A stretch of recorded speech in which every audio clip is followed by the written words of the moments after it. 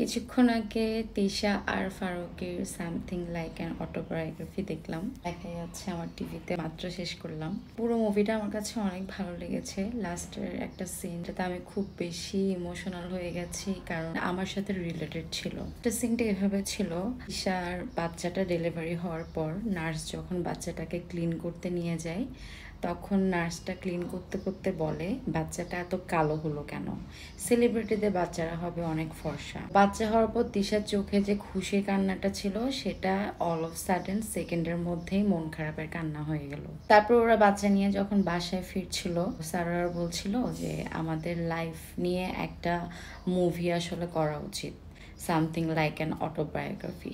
Sir এটাও বলছিল যে লাস্টের সিনটা আমি বাদ দিতে চাই। লাস্টের সিন বলতে নার্স যে কথাটা বলছে সেই সিনটা। কারণ হচ্ছে তার মেয়ে যখন বড় হয়ে এই মুভিটা দেখবে তার কাছে খারাপ লাগবে। তো তিশার লজিকটা ছিল ভিন্ন। তিশা বলল না, এই সিনটা অবশ্যই থাকবে, কারণ আমার মেয়েরও জানা উচিত সে কোন সমাজে বড় হচ্ছে। এই কথাগুলো বলতে বলতে ওদের দুজনের চোখে কান্না ছিল। তো এটা দেখে আমার খুব খারাপ লেগেছে। এটা আমার সাথে রিলেটেড ছিল, কারণ আমার নিজেরও স্কিন কালার অনেক ডার্ক। আমি আমাদের সমাজের অনেক হিপোক্রেট মানুষদের আমি ফেস করেছি সেই ছোটবেলা থেকেই। মানুষ এত হিপোক্রেট কিভাবে হতে পারে আমি আসলে বুঝি না। একে তো হচ্ছে ধর্ম নিয়ে, ইসলাম নিয়ে অনেক ধরনের হাদিস শোনায়, বাট তারা এটাই মানে না আমাদেরকে আমরা তৈরি করিনি, আমাদেরকে তৈরি করেছে আমাদের সৃষ্টিকর্তা, আমাদের আল্লাহ। আমাদের গায়ের রংটাও তারই সিলেক্ট করা, আমরা কেমন হব দেখতে এটা তারই সিলেক্ট করা। আমরা তো আমাদেরকে তৈরি করিনি। এটা তো এমন না যে আমরা হচ্ছে মাটি দিয়ে নিজে ইচ্ছা মতো পুতুল বানালাম, আমরা আমাদেরকে বানিয়েছি আমরা কেমন হব। তো তারা একদিকে এটা মানে না, আবার অন্যদিকে হাদিস শোনায় যে কেন পর্দা করে না, কেন এভাবে চলাফেরা করে। আসল যে জিনিসটা মানে আল্লাহ আমাদেরকে ওনার ইচ্ছা মতো তৈরি করেছে, আপনারা এটাই মানেন না। কিছুদিন আগে একটা ফ্যামিলিগত একটা প্রোগ্রামে আমি গিয়েছিলাম। তো ওখানে নতুন একটা ফ্যামিলির সাথে আমার পরিচয় হয়েছিল।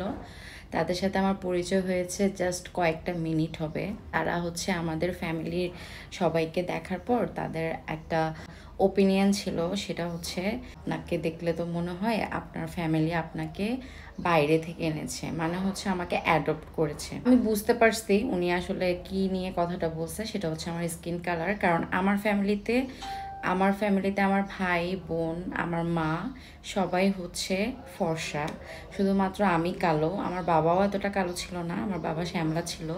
আমার দাদা শুনেছিলাম কালো ছিল, যদিও আমি কখনো দেখিনি। মানে আমার ফ্যামিলিতে একটা কথা শুনে এসেছিলাম যে আমি আমার দাদার মতো হয়েছি, আর আমার বাবার ফেস কাটিংটা আমি পেয়েছি। আমি তখন ওই মুহূর্তে, উনি আমার বাসার গেস্ট, তো আমি ওনাকে অপমান করতে পারি না। তো আমি জাস্ট ওনাকে একটা কথাই বললাম সুন্দর করে, খুব ভদ্রভাবে, আমি আমার বাবার মতো হয়েছি। আর শুনেছি আমার দাদাও একটু গায়ের রং কালো ছিল, তাই আমি হয়তো তাদের মতোই হয়েছি। তার সাথে আমি এটাও বলেছি আমি তো আর আমাকে তৈরি করিনি, এটা তো আল্লাহর ইচ্ছা, আল্লাহ আমাকে এভাবে বানিয়েছে। তো এই জিনিসগুলো আমাদের মতো ডার্ক টোন যারা আছে তাদেরকে অলওয়েজ ফেস করতে হয়, আর এটা সারাটা জীবন ফেস করতে হবে, স্পেশালি আমাদের দেশে। আমার হাজব্যান্ড দেশের বাইরে থাকে, মাঝে মধ্যে তার কলিগদের সাথে আমার যখন ভিডিও কলে কথা হয়, তারা আমাকে দেখে তাদের এক্সপ্রেশনটা আমি যেমন দেখি, আমার ডার্ক টোনের জন্যই আমি তাদের কাছে স্পেশাল। যখন আমাকে দেখে আর বলে আমি খুব বিউটিফুল দেখতে, আমার স্কিন কালারটা খুবই সুন্দর, তারা বলে। আর আমাদের দেশে স্কিন কালার নিয়ে মানে এত হিপোক্রেসি হয়, অনেকেই ফেস করে। ইভেন দো আমি যখন রাস্তাঘাটে হাঁটি, একটা মানুষ অনেক দূর থেকে আমাকে দেখছে, সে তখন দূর থেকে কাছে এসে আমার কানের পাশ দিয়ে বলে যাবে, ছি এত কালো। আরে ভাই, আমি কি আপনাকে বিয়ে করতে যাচ্ছি না আমি আপনার ঘরের বউ হতে যাচ্ছি? আমি কালো সেটাতে আপনার সমস্যা কি? আর সেটা আমার কানের কাছে এসে বলে যেতে হবে কেন? আমি কালো সেটা আমি জানি, আমাকে আমার কানের কাছে এসে ফিসফিস করে বলতে হবে না। তো এই জিনিসটা মানুষ কেন করে আমি বুঝি না, বা কি করলে কালচারটা চেঞ্জ হবে আমি আসলে বুঝি না। গ্রাফি মুভিটা দেখে রিয়েলাইজ করলাম যে একটা সেলিব্রিটিকে পর্যন্ত এটা ফেস করতে হয়। তার মানে বুঝেন আমাদের মতো অর্ডিনারি যারা আছে, আমাদের মতো সাধারণ মানুষ যারা আছে, আমরা কি কি ফেস করি। আমরা তো এর থেকে আরও বেশি ফেস করি। ওরা সেলিব্রিটি দেখে সে হয়তো বা তিশা হয়তো বা হসপিটালে একটা নার্সের কমেন্ট শুনতে হয়েছে, সে তো আর রাস্তাঘাটে হাঁটছে না, তাকে সেটা শুনতে হবে না। বাট আমাদেরকে রাস্তাঘাট বলেন, আমাদের ফ্যামিলি ফাংশন বলেন, সবখানেই কথাটা শুনতে হয়। এই গায়ের রং আমাদের কালো হয়েছে, এটা কি আমাদের পাপ, নাকি আমার বাবা মার কোনো পাপ করেছে দেখে আমার গায়ের রং কালো হয়েছে শাস্তি হিসেবে? জিনিসটা কিভাবে দেখেন আপনারা, আমি এটাই আসলে বুঝি না।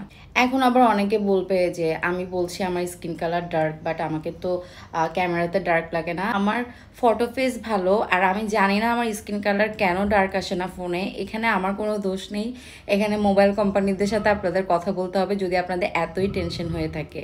আমি কোনো ফিল্টার ইউজ করি না, কোনো কিছু ইউজ করি না। মাঝে মধ্যে হয়তো বা আমার স্কিনের টেক্সচারটা যদি একটু অন্যরকম আসে, যেটা আমার টেক্সচার না, এর থেকে অন্যরকম আসে, তখন হয়তো বা আমি সেটাকে হালকা একটু এডিট করি। বাট আমার ফেস কাটিংটাই এমন ক্যামেরার সামনে দেখতে ওভারঅল ভালো লাগে। আবার আমি এটাও ফেস করেছি যে আমি দেখতে ক্যামেরাতে যেমন, আমি সামনাসামনি তেমন না। এটা বলতে তারা বুঝাতে চাচ্ছে আমার স্কিন কালার, আমার ফেস তো সেম আছে, ক্যামেরাতে আমার যেমন ফেস দেখা যাচ্ছে আমাকে সামনাসামনি আপনি তেমন ফেসই দেখতে পাচ্ছেন। আমার স্কিন কালারটা হয়তো বা চেঞ্জ হচ্ছে, সেটা হচ্ছে আমাদের টেকনোলজির কারণে। তাই বলে তো বলতে পারবেন না আপনারা যে আকাশ তফাৎ।